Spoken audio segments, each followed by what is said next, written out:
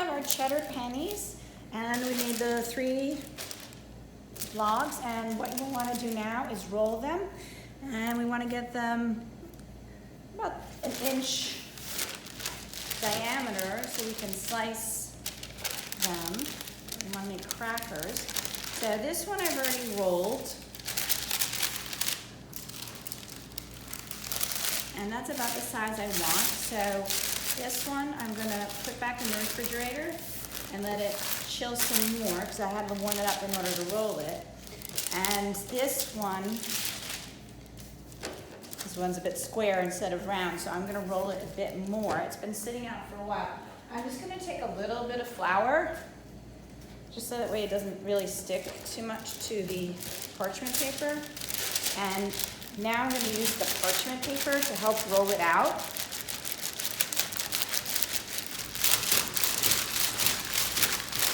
This is still pretty hard. It's been in the refrigerator overnight, and I've had it sitting out for maybe an hour, and it's still pretty cold and firm.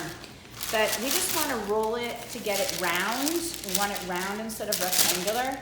And it is pretty sticky, and that's giving us a bit of trouble. So if it's sticking too much, you can add a little bit more flour. You don't want to keep adding flour, but we have to get this usable. We have to be able to work with it. So I'm using my hand directly on the dough because I need the warmth of my hand to kind of warm this up a bit more. And then continue to roll this out. We want to get a log.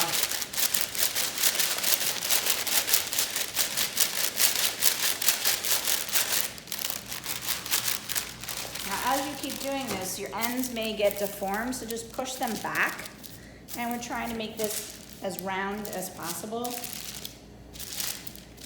Again, if it's sticking too much, add a little bit more flour, just a dusting.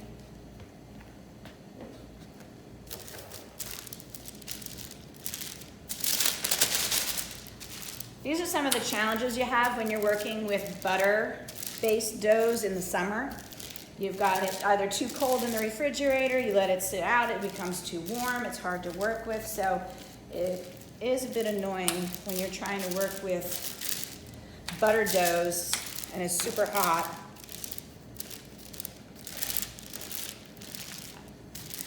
All right, so that one's looking good. That one's no longer square, that one's round. Okay, so my cheddar pennies, they've been in the refrigerator, so they're just setting up. Now they're nice and firm. Okay. And it's much more round as opposed to rectangular, so I'm gonna start cutting them. And I want to cut them 1/8 of an inch thick. So let's see how this is working. I'm gonna put it on my cutting board. And I'm gonna use my chef's knife. And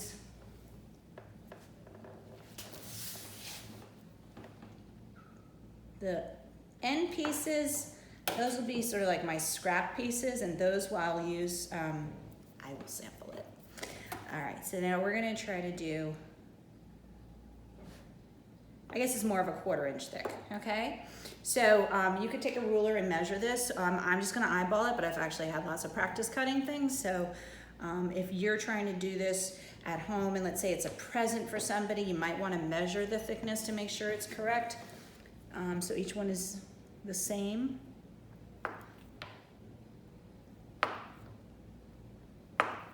And when you put them on the sheet pan, I've lined it with parchment paper. You want to leave space because these are going to spread. So I'm doing these 3 and then 2 in rows and then 3, so that way they will spread while they're baking. So spread them out like this, and then they have room to spread in between while they're baking. All right, so here are the cheddar pennies. I baked some, and unfortunately, you see, it didn't really hold up together. It's kind of separated. This one held up better, but this one, I think the cheese is too thick. It did say grated cheese, so I got the grated cheese in the package, the Cabot, and those pieces were actually quite big, so I think I'll problem is that the cheese is too big and it's not really mixed in well enough with the flour to work properly. Now, mind you, it really tastes good. That's why there's so many missing. So, but anyhow, I think what I'm going to do is I still have leftover batter. I'm going to put it in the Cuisinart or the Robocou and mix it. Make it really, really fine, chop it up basically, and then put it back together and hoping that it'll be much better that way. So experiment and try to fix this recipe. So I have, we had 2 logs of it left, and I have it right here. It's soft now, it's been sitting out. I'm gonna put it into our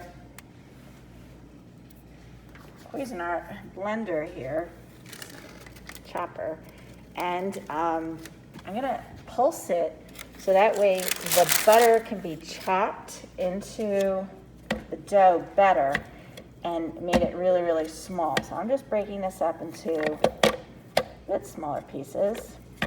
These are usually pretty good, go quickly. Okay, that's locked in, and we're just gonna pulse it a couple times. There we go. So that's gonna chop that up and hopefully make it all those large pieces of cheese much smaller. Okay, so I've now added some flour to it. I think it was way too much sugar, cheese. Sorry. So anyhow, this is, what you have to do when you're working on creating a new recipe. It's part of your recipe testing. If it doesn't work out, you've got to figure out how to make it work better. So we'll try again, see what happens. All right, I think I've solved the problem. This was in there, and if you look at the dough now, it's much more homogeneous, like the cheese has been chopped up into the dough. Adding more flour helped as well. So this looks a lot better. Hopefully I'll be able, I'm not sure if you can tell, but if you can look at this dough, I don't think the camera can focus that much. But you can see there's all these chunks and pieces of the cheese, which didn't really help the texture of the cookie. So now that it's all sort of chopped into the dough, this is probably gonna work much better, I hope. Here's our log, and you can see it's a lot longer because I've made it thinner. These are really too big, so I made the log a lot thinner, and it's held up a lot better. So I just unrolled that, and I want to show you. We're just gonna slice. This was in the freezer, so this is really firm, and it'll hold the shape. So we're gonna just put these out and slice a whole bunch of these and then bake them. And again, I think we're only gonna go for about 1/4 inch thick.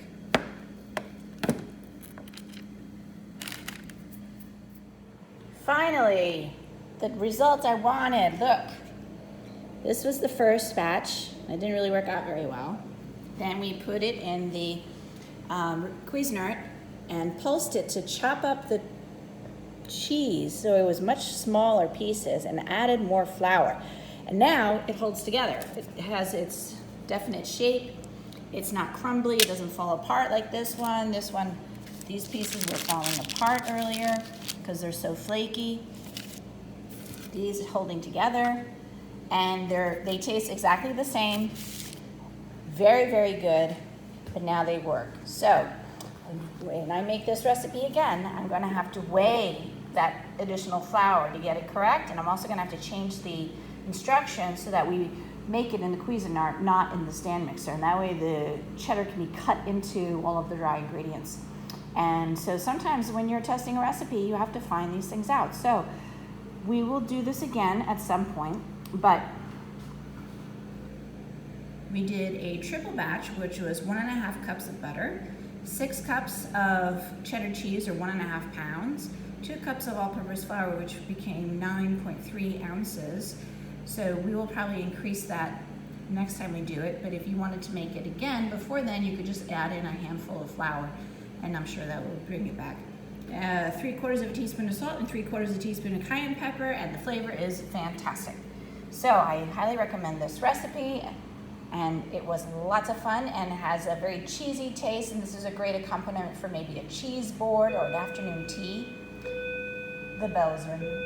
So, you guys, I hope you enjoyed this and you learned something, and you know how possibly if you're ever making a recipe and it doesn't turn out so great, what you can do to fix it. Take care, everybody. Bye.